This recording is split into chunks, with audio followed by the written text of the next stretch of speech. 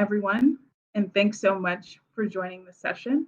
My name is Natalie James, and I am Coalition Builder with Prosperity Indiana, and I'm here to welcome you and support you during this session. The session that you've joined today, South Bend's model of neighborhood-led inclusive economic development, will be presented by Marty Mecklenburg, Maricela C. Navarro, and Mike Keene. A few housekeeping items. The speakers provided bios that are located in the program book, so feel free to find more information about them there. And after the session, it will be recorded. The materials will be posted on the PI website. Throughout the session, if you have any questions, please use the Q&A function on your chat, and that way the speakers can track questions easily. And if you have any issues, feel free to let me know. The floor is yours to the presenters.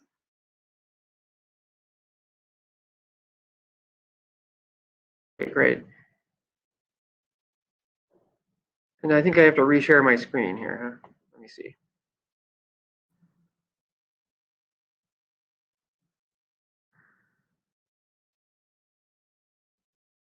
Okay. Natalie, can you see and hear me? Yes, we're good to go. And Maricela, feel free to turn on your camera. Great. So, good morning, everyone. Sorry to start a little bit late. We have sort of a scenario with Maricela. We can hear her, but she can't hear us. So we're going to proceed regardless, and she'll pick up her piece. But my name is Marty Mecklenburg. As Natalie said, I work for the City of South Bend and the Department of Community Investment on a team called Engagement and Economic Empowerment. And we're here today to talk about neighborhood-led inclusive economic development, South Bend's model. This isn't really South Bend's model. It is a model that South Bend is using and other cities around the country are using as well.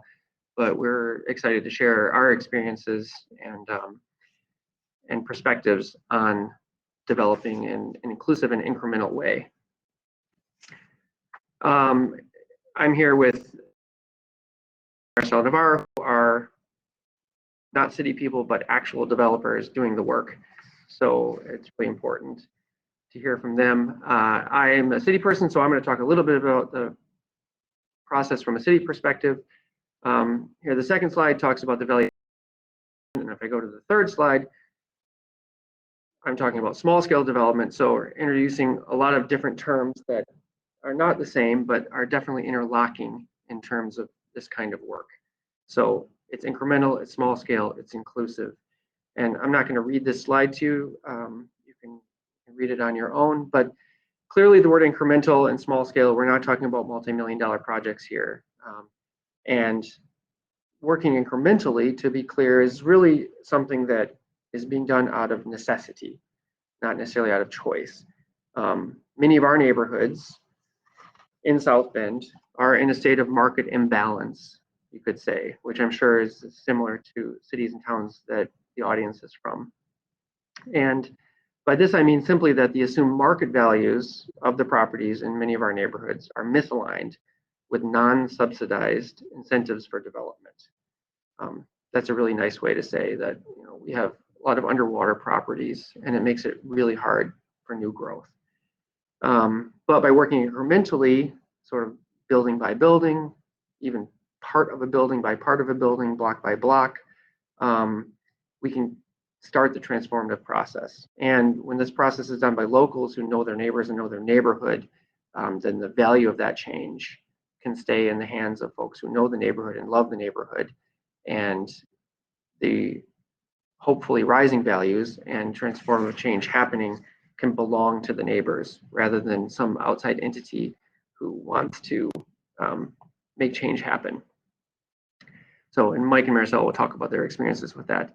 I should say, as Natalie said, happy to entertain questions in the chat window. We're not going to talk overly long in this presentation either, so that we'll have plenty of time afterwards for unmuting and question and answers that way as well. So real quick, from a city perspective, doing a broad look here at the value of this kind of work. So in terms of local entrepreneurship, increased tax revenue, and long-term generational wealth building. For my part of the presentation, I'm looking at a case study by yet another one of our small developers, Consuela Hopkins, who has a really great kind of sort of case study project. And of course, in a little bit, we'll hear from Mike and Maricela, who have their own live projects that we can ask questions about. But for the sake of this, I'll go to the next slide. Consuela is a local tax accountant. She runs her business out of a home on the street, and over the years, she picked up a couple additional properties around her neighborhood. So she knows the neighborhood, she knows the street, she knows the block. And a couple of years ago, she was able to leverage the equity in the couple of small properties that she owns to purchase a bigger property on the corner of a major street. It used to be a dentist and a doctor's office. It was abandoned for a number of years or empty for a number of years. And Consuela was able to purchase it and begin a transformative process on it in an incremental way. So what she did is she took that building and she turned it into 15 small, professional, flexible office spaces for entrepreneurs. There's also a shared conference room, a shared kitchen space. And these are small. Some of them are as small as 94 square feet all the way up to 370 square feet. And that makes a difference because the size allows for an emerging entrepreneur, whether that's somebody coming out of a home business or somebody who needs a more professional environment to entertain clients, to afford the rent in a place to grow their business. And it also allows Consuela the ability to charge an amount on a kind of price per square foot basis that makes the project profitable for her and cash flow for her. So, in terms of employment outcomes, the flexibility of the space really allows for a lot of different uses. It could be a barbershop, it could be a tax accountant, a nail salon. And just kind of talking speculatively here about average incomes. When she's fully leased out, and she's currently leasing up right now, the entrepreneurs in her space could be generating in that space up to close to $500,000 in income for themselves. This model, of course, you've seen this in your cities, and we've seen it in South Bend as well. Places serving as incubators. We have another building in town called Lang Lab, which is an old industrial building, and we've had a couple of successful businesses grow out of that: EcoWall, Zen Cafe, chocolate manufacturer, bake shop. In the case of Consuela's space, it's not an incubator per se. It could be, you could grow out of the space, but it also could be a great space to run your business for many, many years because it's very high-end, professional, well put together space. Now, pre-renovation, the property was appraised at $82,000, and Consuela purchased it for less than that. It was paying the city property taxes of just shy of $2,500. After Consuela put in her equity and her sweat equity into the project and renovated it and is now leasing it, the estimated appraisal value is $252,000. Now that, frankly, is probably low at this point, given the rising values of properties around the country and in the state. And as you can see right away, that amounts to a tripling of the tax revenue that the city is able to earn from this property and reinvest in the community. So all these small projects, Consuela's success is also the city's success. And this graph here just shows briefly what that looks like over a 10-year period. If she hadn't been supported in investing in this project, the gap difference between that project sitting empty and that project being renovated and now occupied by Consuela is $51,000 for the city. And these are, again, kind of conservative numbers. And then finally, Marty, so sorry to interrupt. Do you mind putting your presentation or your slide deck in presentation mode, just for folks to be able to see it a little better? Right now, it's in a mode where they can see the slides on the side and potential notes at the bottom. Do I do that, Natalie, from your window or from my window? You can do it from your window.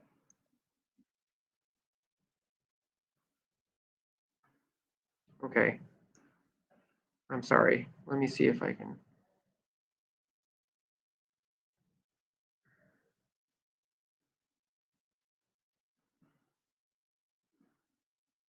I just want to show the big thing, right?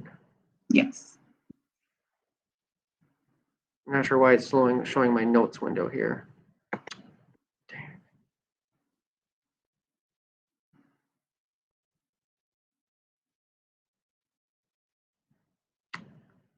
Well, folks, I'm sorry. I don't know why it's showing this sidebar window here.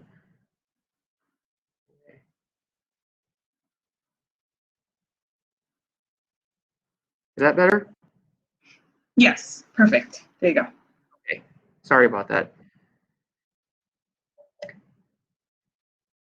Okay. So, yeah. So long-term generational wealth building. So now we're fast forwarding 25 years. So we're thinking about Consuela retiring or her children inheriting this property. So over that time period as an income generating property, it will have earned approximately $1.3 million. Now, of course, some of that is going towards debt service and maintenance of the building, but nonetheless, that's income generated by the property over that 25-year generational period. And of course, the property itself by that point, and hopefully debt-free at that point, and again, conservatively estimating here, $581,000 for her when she retires to sell or to pass along to her children or other family members. So again, when we're talking about the advantages that are being passed out, I had this conversation with the guy the other day. We want Consuela's grandchildren. She's going to be the rich grandma that enabled them to do amazing things with their future. And these kind of projects. Now, I know in our introduction we talked about things the city of South Bend is doing to support. So, and these could be whole presentations by themselves, and I don't want to do that because Mike and Maricela have a lot to share. But we did make a lot of zoning changes in South Bend, and I really encourage you, if you haven't looked at our zoning, we've made things a lot more developer friendly, small developer friendly, by modifying our zoning and making it, it had kind of grown into more of a suburban style zoning code over the years, and we reverted it to a much more urban friendly zoning code. We're currently developing pre-approved building plans, which would be sort of shelf ready housing development, everything from a carriage house to a sixplex, pre-designed and fully fitting our building and zoning in the city of South Bend that will allow some of the soft costs to be taken off the shoulders of a small developer if they want to take these plans and move forward with them. And we have a website called Build South Bend. I put the link on the slide there with resources on how to buy property, how to sign up for a small developer education series where we go through everything from working with lawyers to working with architects, contractors, everything we can do to help small developers get the same skills that larger developers have. And also just to show off for a brief moment, we were just recently featured in an online publication called Reasons to be Cheerful, and the link is there as well, talking about some of our work and highlighting not only Mike, I don't think Maricela was in there, but not only Mike, who's going to present later, but a few of our other developers in South Bend who have done a wonderful job and are continuing this work. So with that said, I'm going to hand the mic over to Maricela, who is, like I said, one of our small resident developers, and then Mike Keene after that. And they're going to talk about what this process has looked like from really a boots on the ground perspective, the folks who are getting their hands dirty, literally getting their hands dirty, making these things happen. So Maricela, I don't know for sure if you can hear us, but I know we can hear you. So feel free to take it from here, and I will click next.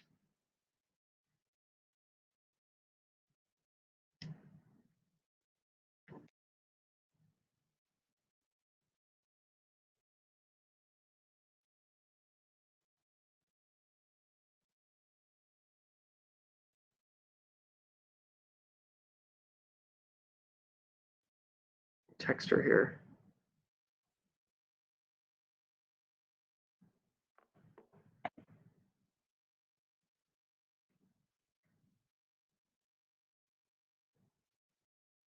Maricela, we cannot hear you.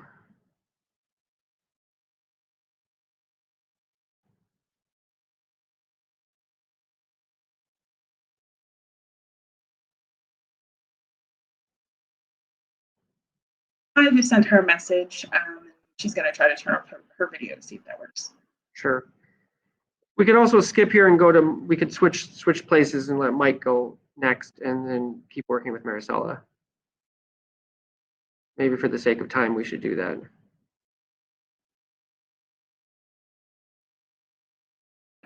Sorry, everyone, for the difficulty.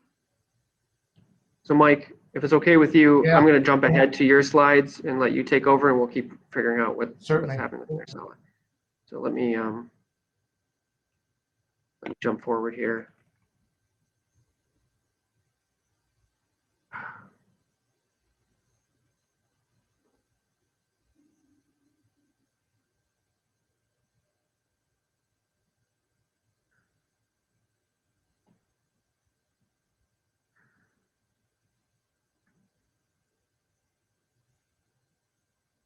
Okay. So Mike, you just tell me when to. Okay, great. Well, everybody, I'd like to welcome you. We've been working with the city since about 2016 to sort of create a small-scale development ecosystem here in South Bend. And what we found is it sort of takes 3 different components and then a kind of secret sauce. The 3 components are: you need to train up your developers, you need to get your city ready, largely with some zoning changes and some programs, and then you need to get the financial community, willing to support you and deal with some of the issues to try to overcome that they were talking about in the previous session about redlining and some of the history that's left behind. Secret sauce of all this is a very strong network of communication throughout your ecosystem. And so I want to just tell you a little bit about the story, my story of how I got into this. Marty, go ahead.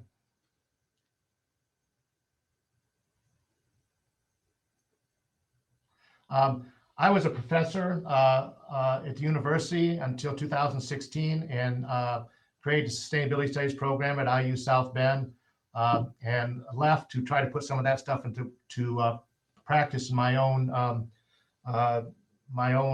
neighborhood, what we call farms. We don't call what we do development, we call it farming, because we come in and we're there for the rest of our lives and trying to make that soil better each year.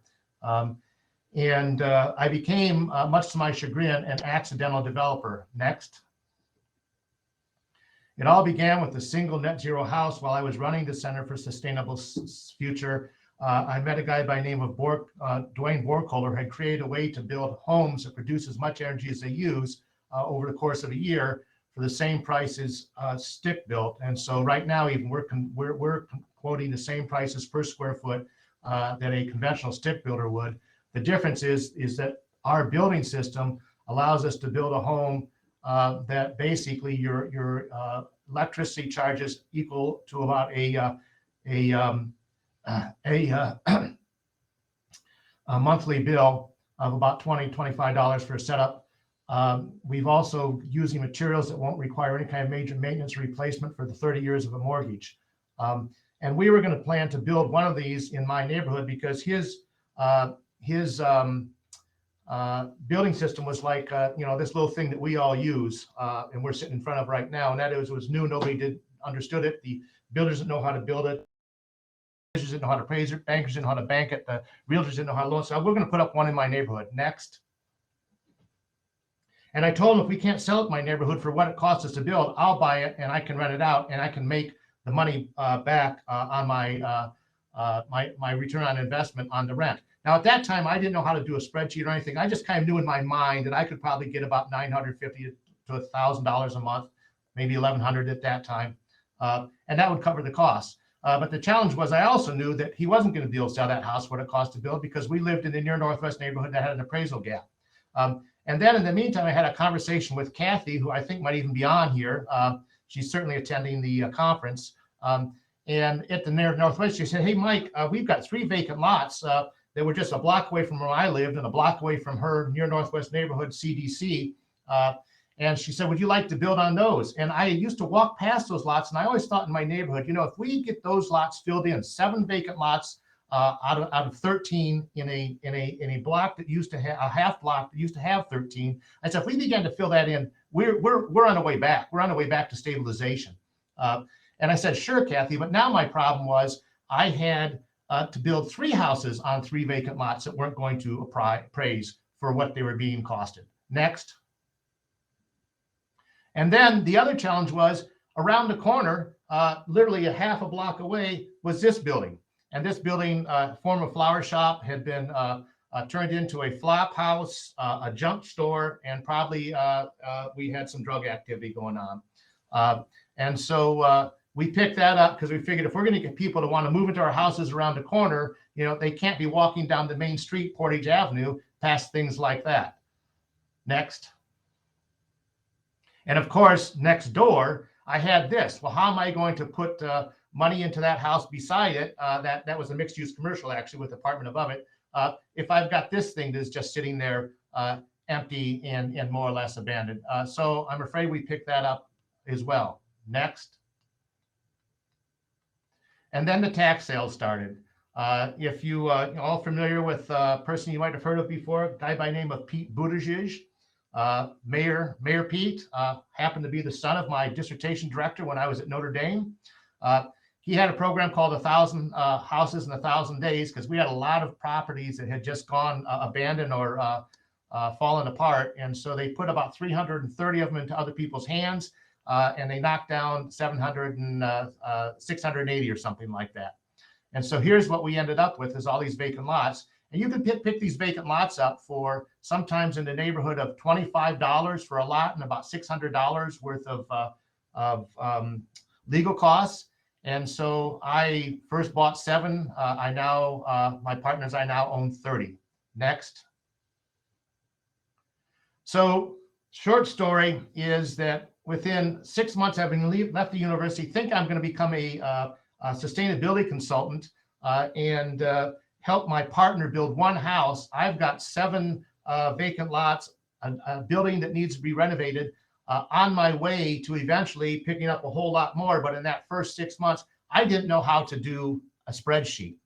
And so former economic development director told me about something called the Incremental Development Alliance. And I went there. And when I was there, I met one of its founders, Monty Anderson. He's on the right there with the smile. That's me on the left. I actually, they kind of saved me in many ways because what they do is they teach people how to do what's called small scale development. Next. The goal of Incremental Development Alliance is to cultivate 1,000 small scale developers in cities that support them around the country. And part of their mantra is the cavalry's not coming. I've actually talked to economic development directors from around our region, small and cities and some medium size, and they say, well, we've done everything we do to get ready for the developers. Well, the developers aren't coming, but the good news is they're already there. What we discovered was that in our own city, there were several people who are already doing stuff. We just didn't know each other. And then what we began to do is we began to build an ecosystem. So first of all, to connect all of these folks together, start the training so we could train up additional folks and support those who are already doing this. Get the zoning changed. We got our zoning changed. It took a 2-year process to get our zoning changed so that we were able to have no off-street parking requirements, an ADU by right in every lot in the city, and in our U2 zoning, which is a little bit, U2-1 is standard residential, U2 is a little bit more dense, near neighborhood centers, 4 properties on a single lot by right. These changes were huge. Next. And so, as I said, I became what we call the accidental developer. It's a little hard to see that screen, but right now, what you'll see is that's what we call our farm. If you look at the upper right hand there, you'll see a sort of what looks like a red roof right by what's almost the corner of a river. That's where I live. And if you look kind of right to the middle of the screen, you'll see what looks like a sort of the top of a building. That's right in the middle of what we call our farm. And all around there, we own 3 structures and about 15, 18 lots. Next. And so once you become a small scale developer, it's all about clean, clean, clean. And the other thing that we sort of recognize is that the project is not this or that building. The project is the neighborhood, but it's how you sort of clean up the neighborhood. So when I bought this first building, I got it for $20,000. But it took us, by the time we got done, we were into it for $180,000. And unfortunately, when we went to get our money out of it, I had a couple of partners. We were able to put enough cash to do it up front. We wouldn't have been able to get a loan for this. When I got my partners, we got the under 80. We went to the bank and only appraised for 150, and they gave us 85% loan to value. So we got back $136,000. Now, normally, if you're a traditional developer, you're out of business, you're done, doesn't make sense. But if you're an incremental developer, a small scale developer trying to build wealth in your neighborhood, then what that means is you start where you can, and what you do is you move on to the next project. I was getting enough rent from this would pay for the loan and my operating costs and give me a little extra. Next. So what we did is we took the money we got back, that 136, we moved next door. This one we bought for 20,000. We put in 135 altogether. Actually, we're now at 150. And we got a loan to value out of that of about 110. And so again, left money behind, but my rents went up a little bit. And then I was able to pick up a house a little bit further down the route, and we did the same thing, fix that up. Next. And then we had the lucky opportunity to collaborate with the Near Northwest Neighborhood and Habitat. We had on that block that we were going to build those 3 houses with the 5 vacant lots. We actually went and talked to Habitat, and they said, well, we own some lots on that. Would you like those as well? And I said, I already got 3 houses I'm not going to be able to pay for. How about we teach you to use our high performance net zero building system for Habitat, and then your Habitat families will own the same quality high performance houses that our market rates do. And this one in the front is actually probably the highest performing house in the state of Indiana. It turns out that in addition to doing everything we did, they got donated geothermal, ground source geothermal that has solar on it. It's an amazing house. So we were able to get 5 houses put up through Habitat right in that neighborhood. So now we begin to see our farm starting to come together. Next. And finally, after almost 4 years of slowly moving around the neighborhood, starting with what we could, starting small, building up, cleaning up the lots, collaborating with the local Near Northwest Neighborhood and with Habitat, we were able to build 2 tiny houses. These aren't that tiny, they're 600 square feet, but we were able to build both of those in the neighborhood. And once again, we couldn't get the money to pay for them upfront market rate. But we got a buyer for the left one who saw the vision of the neighborhood, saw that over the next couple of years, the development is going to allow him to, come to a parity on that house and get better than that. And then one beside it, we're actually using as a Airbnb. And we're doing that not because we want to turn our neighborhood to an Airbnb by any means. That's not our goal at all. But for this particular one, we want to have people to begin to understand what it likes to live in a smaller unit. And what that tiny house feels like. And so we're getting about $1,200, $1,500 net on that house on our rent. So that's helping to pay for our additional work and paying for what we did with that. Next. And then this was the elephant in the farm. This was right across the street from all those developments I talked to you. It's an old and abandoned 56,000 square foot bakery building falling apart. The NNN tried to turn it into affordable housing, but couldn't get the tax credit grants. And so me and a couple of partners have taken on. And what we're going to do is we're going to turn this into a commercial center, a neighborhood node that used to be here. Our neighborhood node used to be here 2 blocks. We had butcher shop, we had a grocery store, we had a hardware store, we had a slot car shop, a pharmacy, a pizza place. Now what we're going to do is we're going to take this 56,000 square foot and we're going to cut it up using the incremental development approach into a bunch of smaller spaces. So just like Consuela's property, we're going to be able to get people in here between 200 and 2,000 square feet. And we'll be able to get a couple of anchor tenants who are experienced, who want to be in our neighborhood and sort of establish the anchor to the place. We'll have some people who are established businesses looking to move somewhere. And we have some spaces for folks who are just moving up. And most of the people in here are probably going to be enterprises of 5 or 10 persons or less, the micro enterprises that they were talking about in the previous session. Next.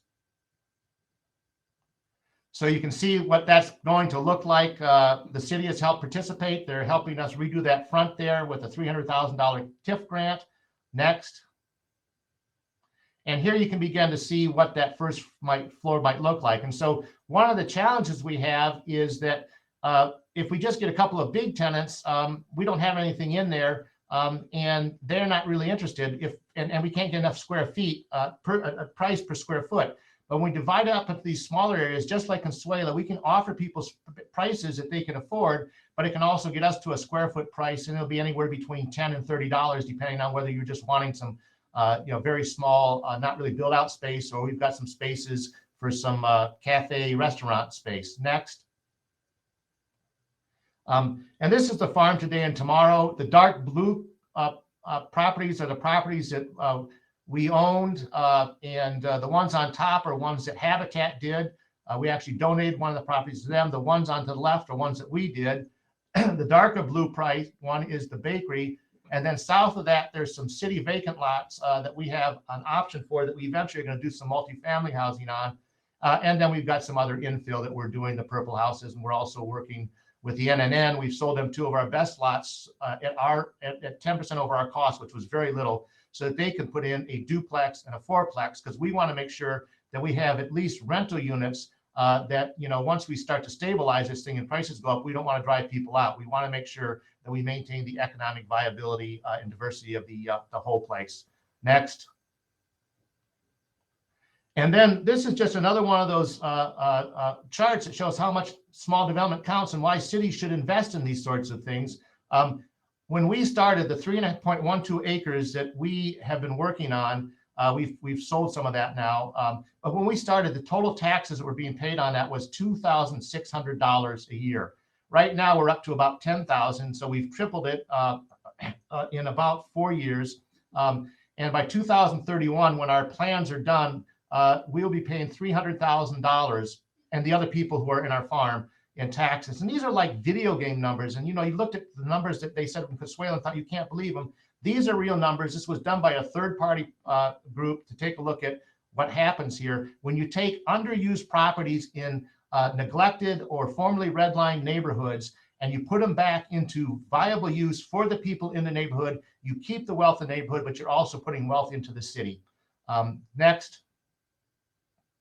And so, as we said, it takes an ecosystem. It takes, those private folks with the developers, but hopefully these are folks that are in the neighborhood. And when you say, who are the developers? Well, every person is a small scale developer. If you own a property, you're a developer. You got to figure out how you're going to buy it, how you're going to pay for it, how you're going to operate and maintain it.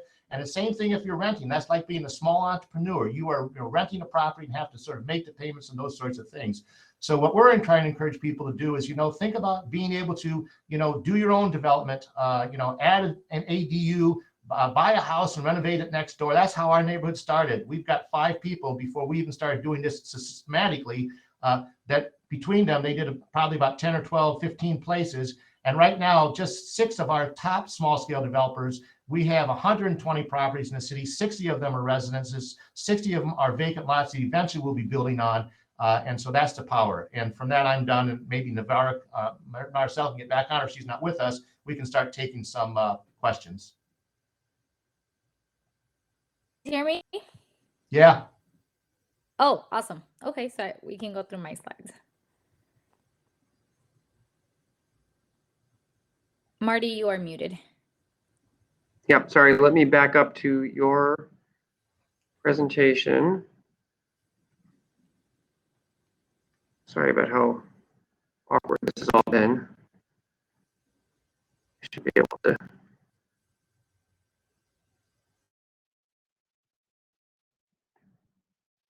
Okay, whoop. Okay. Okay, so I'm Marisela, and I do apologize for all the technical difficulties I have been having.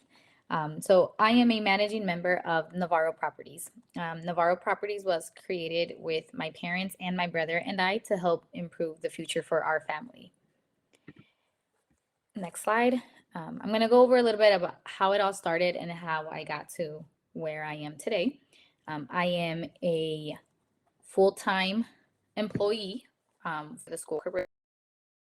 And I also have a side business in the logistics and the transportation industry. So in that, I participated in 2018 in our Women Entrepreneurship Program. So if we want to go to the next slide, I was part of the Spark program. That's part of St. Mary's College. And then from there, I had mentioned once maybe that I wanted to do something with housing, with development, because it was very sad to see the neighborhood that I grew up in. A lot of houses were being demolished and there was no sense of community anymore because you have people here and there and a lot of vacant houses. So then in 2020, I get a phone call from Jim at Incremental Development Alliance telling me what this project is and what they're going to do with the city and if I wanted to be a part of it. At the time, I was reluctant because I'm like, I'm already busy. I have a full-time job, a side business, and a family to take care of. I don't think this is for me. And he really encouraged me and said, this is for anyone who wants to be a part of seeing their community change. So that is when I decided to, okay, I'm going to give it a shot and see where we go. And then the city and all of their resources that they gave into making this happen was incredible. So if we go to the next slide, after I took the classes for about 6 months, we would meet at least once a month. We came up with a plan, right? So I have a mixed use apartment building. It was originally 2 apartments and there is a storefront. We had converted it into a single family housing back in 2011. And we haven't done anything with the property since. So the plan is this building is all paid off for. How can we get better use of it? So in our next slide in November 2020, we decided we're going to convert it back into the 2 apartments. And in the front, we're going to do 4 office spaces and in the basement 4 storage spaces. And then we calculated that if we get all of this going, our monthly rent would have been $3,975. By putting this plan in practice, I then realized that it was a very difficult thing to do, especially because if there is no financing, if you don't have everything ready to go, like if you don't know how much things are going to cost, it kind of sets you back a little bit, or it sets you back a lot. So when I thought I was moving forward, then I would go to the next step and I would have to go back to step 0. So this past November, we decided, like, you know what, we have to do super small incremental development steps and start like at 0.5. And we've decided, all right, let's keep it single family home for now because the apartment renovation was going to be way too expensive. And we're going to do instead the storefront, do a venue space that can host like 80 people, especially now after COVID. There's a lot of people that want to get together and they might not feel that they have their enough space at their home. So we've decided, all right, if we rent it out a few times, 3 or 4 times a month, we can get a monthly income of $750. So that is where we're at. Our original plan did not work. We changed it a few times and it still wasn't working. So we've decided, okay, we have to scale back a little bit more. We still want to get to having the 2 apartments and having 4 office spaces in the future, but we have to start with what is doable, which is the first part of making the storefront, the exterior of the building look nicer. And the only way we're going to do that is if we start getting some kind of income flowing in. The problem within that year that I discovered is that architectural documents are so expensive. Permits, renovation costs. As a woman, I feel like sometimes people don't take you seriously, especially because I'm brand new at this and I might not know what I might not convey what I want to get across. So my solution is we have to work with what we have. We have to work with people that want to work with us and feet of space that is not producing any revenue. Like let's get that income coming, and I have parking space. So in the future, what are we going to do? What are we currently doing? So we're taking the tiny steps, right? We're doing what we can. So what am I able to do? I can paint, we can clean, we can plant flowers. We can start working on our financials as a family, right? Decreasing our debt, increasing our cash flow, saving money so that we are able to do bigger projects. We're keeping up with the changing environments with COVID. We have a goal for our future, and we're definitely celebrating the small victories. And we definitely want to help our neighbors be more informed about all of these opportunities that the city has. Like Mike said, they are developers in their own neighborhoods. And that is all that I have. So thank you for listening to me.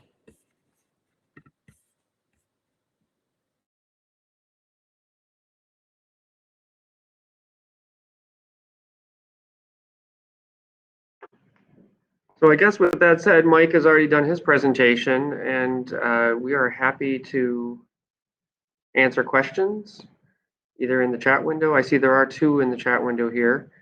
Let me see if I can start with those. Talk more about the zoning changes that South Bend made and what kind of pushback you got from residents, if any. Are there additional changes that would be helpful? So yeah, there was very little pushback from residents, I think, because we didn't change things in a way that sort of, like we didn't change single family neighborhoods into, we didn't upzone a bunch of neighborhoods, say, and make people nervous or concerned. It was more about taking the code and stripping away some of the suburbanization that had happened to it. Like, for example, a lot of the older lots in the city are 33 feet wide by 100 something feet deep. And the code had gotten to a place where you actually needed a variance to build on those lots because of the setback requirements. And of course, back when the city was built, though, that was a pretty standard lot size. You didn't need a variance to build on it. So we were able to go back through and tweak the code and make building on those lots much easier for folks. And there's some other changes. Of course, there are neighbors concerned about different changes that happen, but we're trying to encourage denser development in general, and we're also trying to give property owners more rights. So more projects they can do by right. For example, now you can build an ADU, which is an accessory dwelling unit. Think of an apartment above a garage behind your house. On most lots in the city by right now. So you don't have to get a special permission to do that. It's an opportunity to create some income generation for your property or for you as a developer. It's also a chance to provide some potentially lower income housing because it's a small unit that can be put on the market for a price that's more reasonable for someone who doesn't have a lot of income. There are additional changes that would be useful. And feel free, Mary, to interrupt me here if you want to ask more questions or unmute yourself. One of the questions that's been come up a lot is right now in many lots, you still do need a variance to build a duplex. So there has been talk about if that change would be beneficial to allow duplexes by right in many property areas instead of having to go through. It has to actually go to our common council every time so duplex. That seems excessive for many places, especially since we know we need more housing units. And a duplex is a really straightforward, simple way to do that. Mike, also feel free to jump in here. Yeah, well, what I would, just to give you an example, one of the things that I learned when I first went to my first incremental development workshop was on average, it's somewhere between 8 to 10 variances to build a house back on vacant lots in most of our cities, certainly in the Midwest and particularly around the country. Those houses that we built over in Habitat and the other, we still have 2 more to put them back on those 7. To put 7 houses back where 7 houses were, 36 variances, $12,000. So those are the kinds of things that can be budget busters. And now we can build, I could have built that by right. And we've got a U2, which is a little bit more dense than a U1. I think I mentioned that before. We're getting ready to build what we call a tiny living community. That'll be 2 lots side by side that we can put 4 units on each one and create a little bit of a park neighborhood. Again, that can be done by right. And then Donna, I see you had asked a question about who donated geothermal for Habitat. I believe that was Carrier. It just sort of happened kind of out of luck and serendipity that the year that we started to work with Habitat on this was the year that our county got the Carter build. Rosalind and Jimmy Carter coming around along with Garth Brooks and his partner. And they were actually, we have a picture of them sitting in one of our houses. But as a result of that, they did 5 houses in our neighborhood, Habitat did. We did 25 over in Mishawaka, a sister city right next to us. So there was a lot of money that got generated and donated. And a lot of people wanted to be part of that because of that process. But we really, Habitat wanted to be welcomed into the neighborhood, and we were thrilled to welcome them in. And we love, having that sort of habitat houses as well, because once again, as our neighborhood stabilizes, we're seeing some neighborhoods in our city really going past stabilization, and people are no longer able to afford where they would. We're hoping to try to figure out how we can avoid that by the sort of public-private, not-for-profit partnership and thinking about it up front. Mike, I see there's another question from Mary about the zoning changes required for the tiny homes that you built. Mary, what happens in our city is it turns out for some reason we only have 150 square foot, I think is the minimum for a residential floor footprint. So we didn't have any minimums like 600 or anything like that. And basically these houses follow the international residential codes, the IRC building codes. And so we meet all building codes, all life safety and other issues. These are real houses, they're not on wheels. And so we didn't have any additional specific zoning requirements that we have to do. That's why we're able to build 4 what we call tiny homes on these vacant lots we have. It's 50 by 128 square feet, 2 next to each other. So we'll put 4 on each, so we get an 8-unit pocket neighborhood. But we're also working with other people to put tiny houses, what we call singletons, in their backyard. We actually had 6 of those in our neighborhood already from the 1930s and 40s. So this is not something new. It's something that we're sort of bringing back. And we've done some carriage house work as well.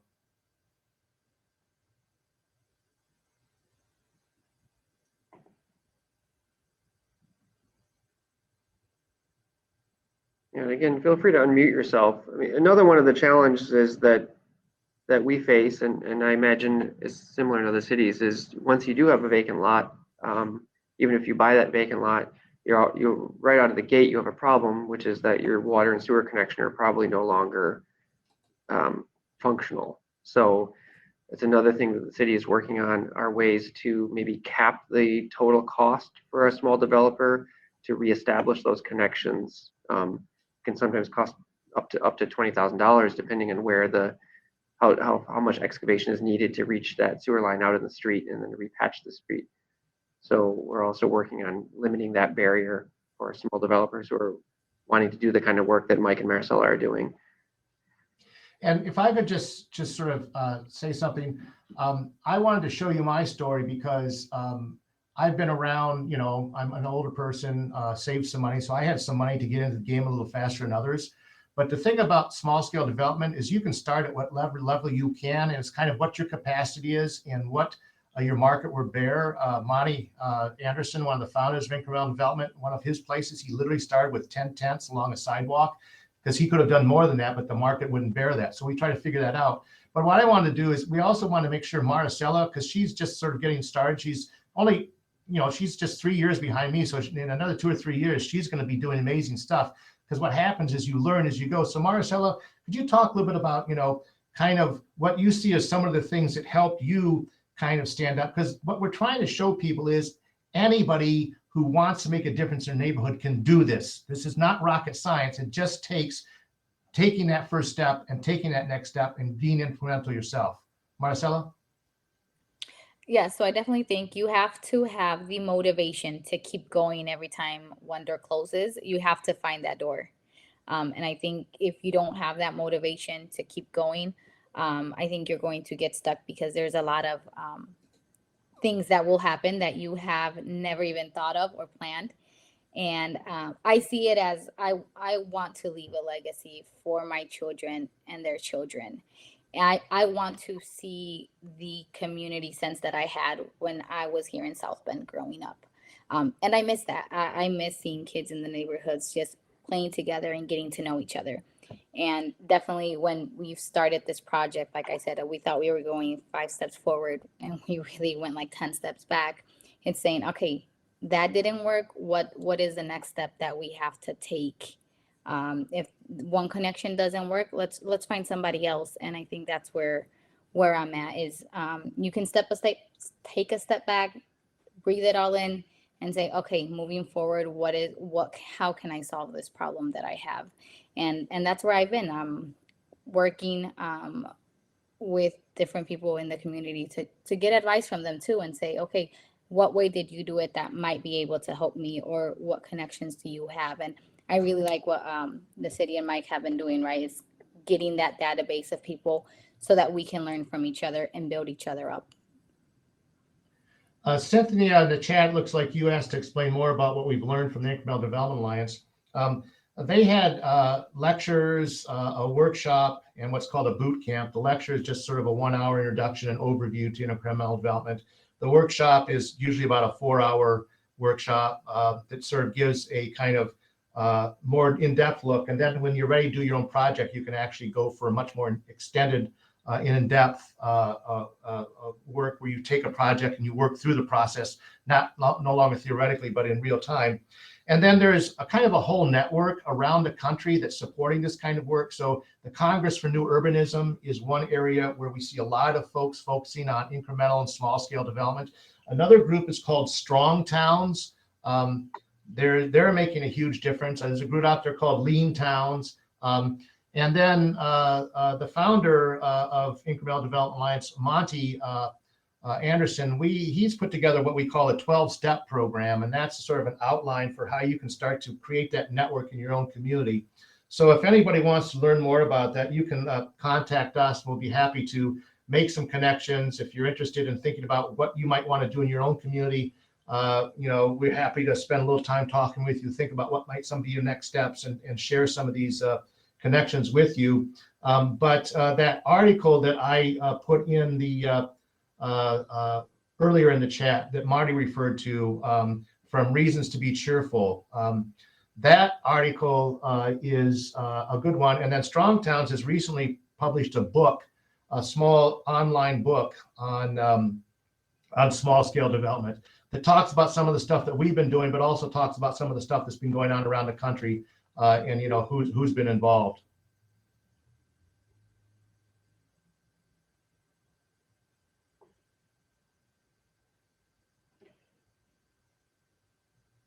Yeah, thanks very much. Hey, Joy, it takes a lot of passion, and as I think Maricela is indicating, it takes a lot of persistence, right? Especially when you're doing this for the first time, which is why we're doing everything we can to eliminate roadblocks and put resources out there. It's on some levels, it's terribly old-fashioned. It's all about fundamentals and step by step, almost sort of the way that we built cities 150 years ago, in a sense, family by family, step by step, street by street.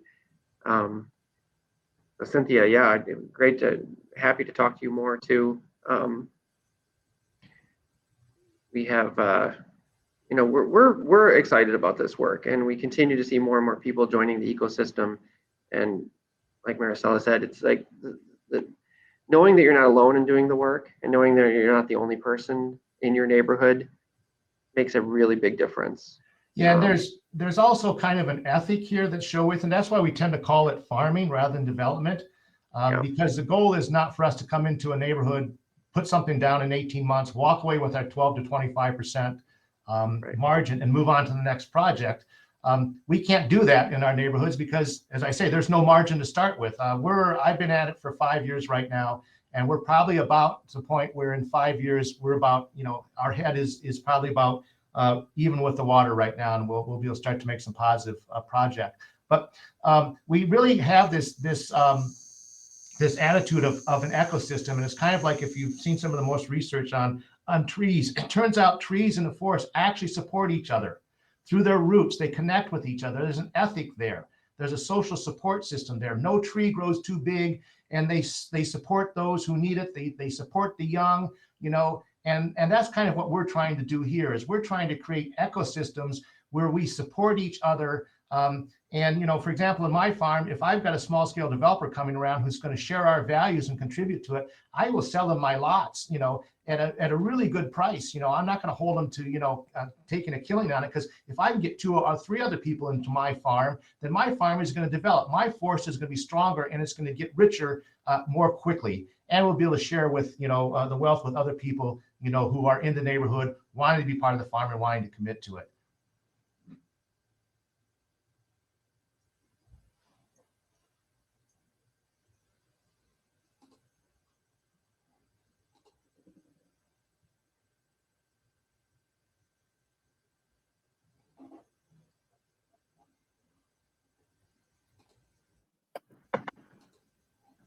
Well, thank you so much to our presenters today for sharing all of your inspiring work. Thank you, Mike, Marty, and Maricela for joining us. And thank you so much to all of the attendees who tuned in to listen today. Please, 12:30 starts our lunch break, so feel free to take a break until 1:30 and come back for our awards ceremony. And I have just dropped into the chat a 2-question survey that will help the conference organizers, or the summit organizers, excuse me, really prepare and learn from the summit this year. So thank you so much, everyone, for joining. These materials will be available on the PI site after the summit is over. And we hope that you'll continue to take the time to connect with each other during the summit. Have a great rest of your day, everyone. Thanks.